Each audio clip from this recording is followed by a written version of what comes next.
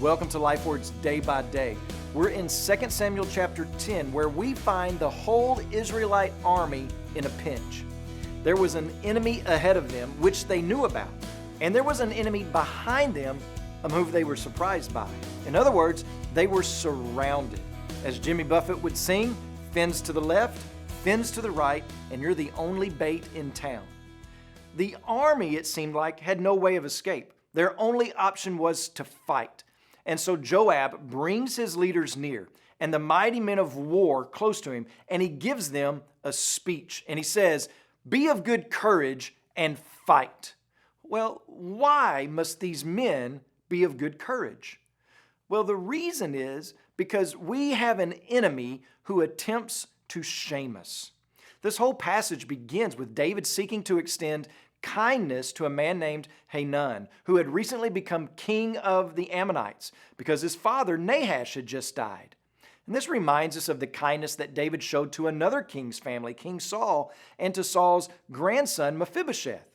David wanted to show kindness to a son of Saul, so the extension of kindness is a theme that runs throughout chapters 9 and 10. And I believe we are to see that kindness is shown to those within the kingdom and those outside the kingdom, but with two very differing results, as we're about to find out.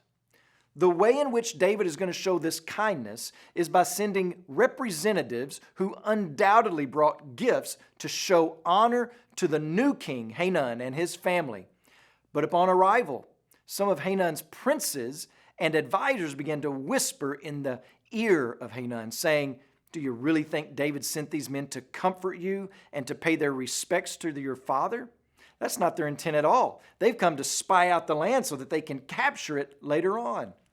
So Hanun, I guess being a young ruler and trusting his advisors, and I'm sure having heard of David's feats previously, he captures David's servants, shaved off half their beards, and cut off their clothes at the hip so that they had to walk around exposed. In essence, he shamed these men. But he didn't just shame these men by physical appearance. These acts done by Hanun brought shame upon these men in a religious sense as well. For a Hebrew man to have his beard cut off would mean that he was rejecting the law and the statutes of God. And to have your clothes cut off in such a way was not only extremely humiliating, it was also a sign that you had rejected the law of God. Israelites were commanded to have tassels at the end of their garments to remind them of the laws and the ways and statutes of God. So to have them removed or cut off was a symbol of desecrating the very words of God. Of course, these Hebrew men by no means wanted to be seen this way. They wanted to hide and cover themselves for obvious reasons, but also for religious reasons. Following their king's command was their ambition, but now they had been embarrassed, humiliated, and shamed. And they had been sent back to where they had come from to show the rest of Israel that this is what the king of the Ammonites thought of all the Israelites. And it was this act that started the wars that we're going to read about. The shaving of beards and the cutting off of robes is ultimately what causes Joab to give his speech, calling on his soldiers to be of good courage. So why must we be people of good courage who fight? Because we have an enemy who seeks to shame us and humiliate us and paralyze us and destroy us. Even when we're seeking to do the good, he seeks to steal, kill, and destroy.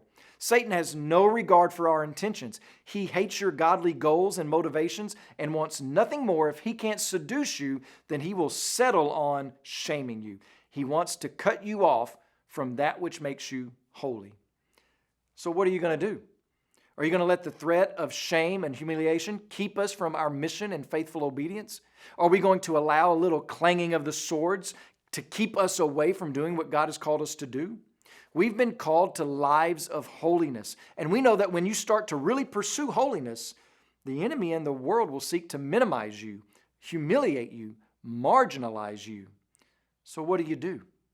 Do you sink back into a safe, comfortable zone and just try to hide away? Well, you can't. Your king has given you orders. And so we are to be people who are courageous and bold in the gospel. As you pray today, please remember our Creative Access missionaries in India. And also remember the Hey Hey Life Word broadcast that's heard throughout Tanzania.